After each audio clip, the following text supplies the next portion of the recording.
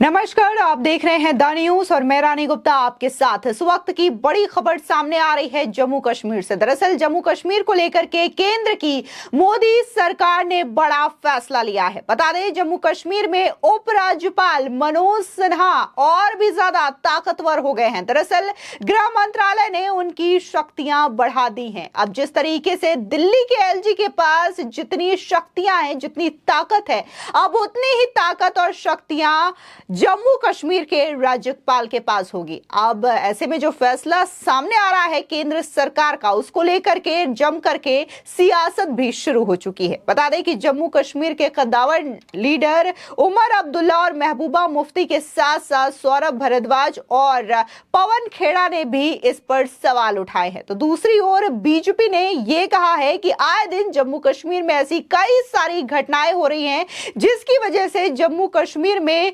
सख्त डिसीजन लेने की जरूरत है, जिसकी वजह से यह फैसला केंद्र सरकार की ओर से लिया गया है। बता दें कि केंद्रीय गृह मंत्रालय ने शनिवार यानी कि 13 जुलाई को जम्मू और कश्मीर पुनर्गठन अधिनियम को संशोधित कर दिया है। इससे अब जम्मू कश्मीर के उपराज्यपाल को ज्यादा शक्तियां मिल गई हैं। इस संबंध में अधिसूचना भी केंद्र सरकार की ओर से जारी कर दी गई है। जम्मू और कश्मीर पुनर्गठन अधिनियम 2019 की धारा 55 के तहत संशोधित नियमों को अधिसूचित किया गया है, जिसमें एलजी को अधिक शक्ति देने वाली नई धाराएं शामिल की गई है। वैसे इन शक्तियों को 2019 में ही गृह मंत्रालय ने नोटिफाई कर दिया था, जिसे नए सिरे से अधिसूचित किया गया है।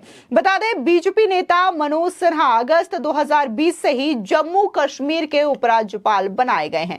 दरअसल सरकार ने ट्रांजैक्शन ऑफ बिजनेस रूल्स में संशोधन किया है। एलजी को अब अखिल भारतीय सेवाओं, सार्वजनिक व्यवस्था, पुलिस व्यवस्था आदि के मामलों में ज्यादा अधिकार होंगे। एडवोकेट जनरलों और अन्य कानून अधिकारियों की नियुक्तियों पर भी अब मंजूरी के लिए मुख्य सचिव द्वारा एलजी के समक्ष रखा जाएगा। आपको बता दें कि आसान भाषा में कहे तो अब जम्मू कश्मीर में मुख्यमंत्री चुन भी लिया जाता है तो उपराज्यपाल सबसे ज्यादा ताकतवर होगा। यानी कि अधिकारियों का जो ट्रांसफर पोस्टिंग का मामला है, उसका निरीक्षण उपराज्यपाल की ओर से किया जाएगा। यानी कि उपराज्यपाल ये डिसाइड करेंगे कि किसको कहां ट्रांसफर करना है या फिर किसकी पोस्टिंग कहां पर होगी। जिस तरीके से दिल्ली में चीजें हो रही है, वही चीजें अब जम्मू कश्मीर में भी होगी।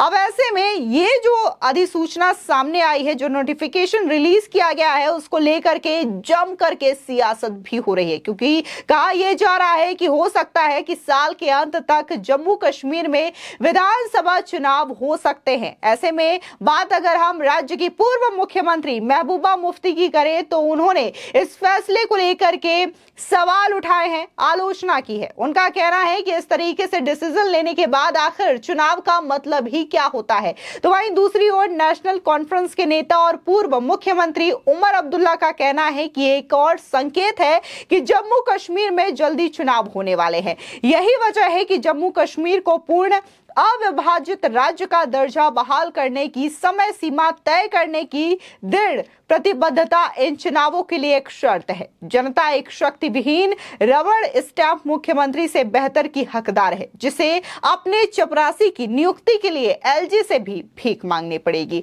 अब ऐसे में आपको बता दें कि जहां उमर अब्दुल्ला हो या फिर महबूबा मुफ्ती हो, ये सरकार के फैसले की आलोचना कर रहे हैं, तो वहीं बीजेपी के प्रवक्ता अल्ताफ ठाकुर का यह कहना है कि जम्मू कश्मीर में आए दिन ऐसी चीजें देखने को मिल रही है जिसकी वजह से यह डिसीजन लिया गया है और उपराज्यपाल को और भी शक्तियां प्रदान की गई है। सुनिए अल्ताफ ठाकुर का यह बयान। देखिए, एलजी साहब जम्मू कश्मीर स्टेट का हेड है और स्टेट के हेड को इतने पावर्स होने चाहिए कि वो यहाँ के इश्यूज उनको अच्छी तरीके से डील करे, यहाँ की प्रॉब्लम्स को सॉल्व करे।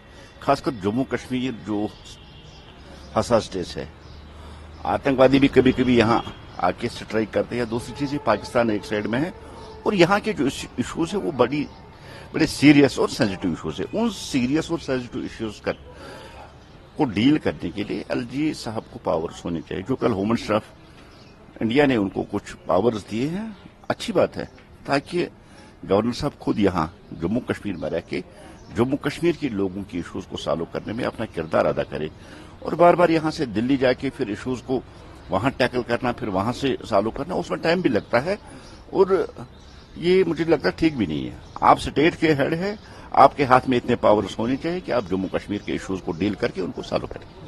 देखिए, वो बैद की बात है, अभी इलेक्शन हुए नहीं और जब इलेक्शन होगी तब तो कमिटमेंट की गई है कि स्टेटहुड वापस दिया जाएगा और जब स्टेटहुड वापस होगा तो बेसिकली नॉर्मली जो भी पावर्स है वो वापस सीएम साहब की तरफ ट्रांसफर होंगे। ये अभी पॉलिटिसाइज करने के लिए और वो सुर्खियों में रहने के लिए स्टेटमेंट है। इलेक्शन होने दो, स्टेटहुड वापस मिलेगा और स्टेटहुड के बाद सीएम के पास ही पावर्स रहते हैं। इसके अलावा यूटी प्रेसिडेंट जेडीयू के जीएम शहीन का बयान भी सामने आया है। उन्होंने सरकार के इस फैसले की सराहना की है और कहा है कि अगर मनोज सिन्हा जो कि उपराज्यपाल हैं जम्मू कश्मीर के, उन्हें और भी शक्तियां मिलती है तो इससे जम्मू कश्मीर की स्थिति में और भी ज्यादा सुधार होंगे। सुनिए जीएम शहीन का बयान। नहीं, बहुत जरूरी है। देखिए भाई, ऐसी रियासत है यहाँ पर जम्मू कश्मीर जहाँ पर लिमिटेड सोर्सेस हमारे हैं और अगर सारी चीज के लिए दिल्ली जाना पड़ेगा तो एक तकलीफ होती है। तो बार बार राज्यपाल जी को भी दिल्ली ना जाना पड़े और सभी चीजों का जो है यहीं से हल हो, संविधान हो, तो इसको हम एक मुबारकबाद देते हैं। एक तरक्की की राह में एक पहला कदम मानते हैं जम्मू कश्मीर को देश के साथ साथ, ताकि जम्मू कश्मीर भी आगे बढ़े। यहाँ की जो पॉलिटिकल पार्टीज है उनका ये मानना है कि इलेक्शन के लिए किया जा रहा है, जो सीएम आएगा उसके पास पावर्स नहीं है। यहाँ की पॉलिटिकल पार्टीज ख्वाबों की दुनिया में रह रही है तो उसमें क्या करें। उन्होंने, आप तो जानते हो ना कि इन्होंने किस हद पे पहुंचा था जम्मू कश्मीर को। चारों तरफ उग्रवाद था, गोलियां चल रही थी, बाकी सब चीजें थी। तो हमने उनको क्या देखना, हमने ये देखना है जम्मू कश्मीर कैसे आगे बढ़े। वहीं बात कांग्रेस नेता पवन खेड़ा की करें तो उन्होंने इस फैसले को लेकर के आपत्ति जताई है। उनका कहना है कि ठीक वैसी ही चीजें की जा रही है जैसा कि दिल्ली में किया गया था और जहां पर बीजेपी को लगता है कि वो चुनावों में नहीं जीत पाएंगे वहां पर ऐसे फैसले वो लेते हैं। सुनिए पवन खेड़ा क्या कह रहे हैं। कह रहे हैं दिल्ली वाला मॉडल आप जम्मू कश्मीर में ला रहे हैं। वो ऐसा एलजी जो अभी संदेह के घेरे में है, विवाद के घेरे में है, नाना प्रकार के आरोप भ्रष्टाचार के उन पर लगे हैं, उनको चलिए उनको छोड़िए, आप कल को कोई और एलजी भी आ जाए, सरकार में जो मुख्यमंत्री है उसको आप पावर्स कम कर रहे हैं, ट्रांसफर, पोस्टिंग, लगभग तमाम पावर्स आप एलजी को दे रहे हैं। क्यों? हम तो बोल रहे थे पूर्ण राज्य का दर्जा दीजिए जम्मू कश्मीर को, आपने छीना है वो दर्जा। उल्टा आप एलजी को मुख्यमंत्री से ज्यादा मजबूती दे रहे हैं। क्यों दे रहे हैं? क्या आपको मालूम है आप चुनाव हारने वाले हैं? तो अब आपको कंट्रोल कैसे करना है जम्मू कश्मीर की प्रशासन को और सरकार को, वो तरीका अख्तियार कर रहे हैं। इसके अलावा बात अगर हम दिल्ली के मंत्री और आम आदमी पार्टी के नेता सौरभ भारद्वाज की करें तो उन्होंने भी इस फैसले की जमकर आलोचना की है। सीधे तौर पर विपक्ष इस वक्त इस फैसले को लेकर के बौखलाया हुआ है। अगर बात हम सौरभ भारद्वाज की कह रहे तो उनका यह कहना है कि सुप्रीम कोर्ट ने भी यह फैसला लिया था कि जो अधिकार है ट्रांसफर पोस्टिंग का वो मुख्यमंत्री के हाथ में रहेगा, लेकिन देखने को मिलता है कि दिल्ली में किस तरीके से एक नया बिल ला करके पूरा का पूरा फैसला ही पलट दिया जाता है। अब ये सलूक जो है वो जम्मू कश्मीर की जनता के साथ भी किया जा रहा है। सुनिए सौरभ भारद्वाज क्या कह रहे हैं। देखिए, भारतीय जनता पार्टी की केंद्र सरकार किसी भी सूरत में सत्ता को हाथ से नहीं जाने देना चाहती। जहां उन्हें ऐसा लगता है कि चुनाव लड़के वे सत्ता में नहीं आ सकते, वहां चुनी हुई सरकार को कमजोर करके अपने लगाए हुए एलजी को सारी सत्ता देना चाहते हैं। क्यों? ताकि वो एलजी वहां की चुनी हुई सरकार को काम न करने दे, लोगों को प्रताड़ित करे, परेशान करे।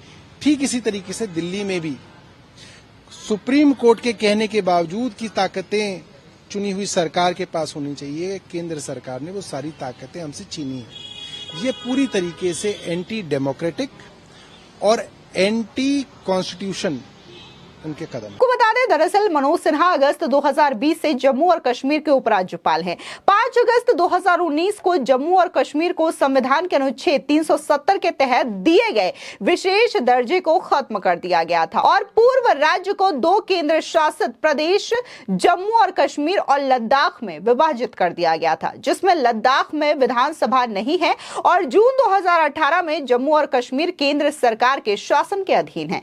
सरकार ने कहा है कि विधानसभा चुनाव होने के बाद राज्य का दर्जा बहाल कर दिया जाएगा। सुप्रीम कोर्ट ने चुनाव आयोग को 3 30 दिसंबर 2024 से पहले जम्मू और कश्मीर विधानसभा के लिए चुनाव कराने का आदेश दिया है। देखना होगा कि जम्मू कश्मीर में चुनाव कब तक होते हैं। फिलहाल इस पूरे मामले को लेकर के आपकी क्या राय है, हमारे कमेंट सेक्शन में जरूर बताएं। धन्यवाद।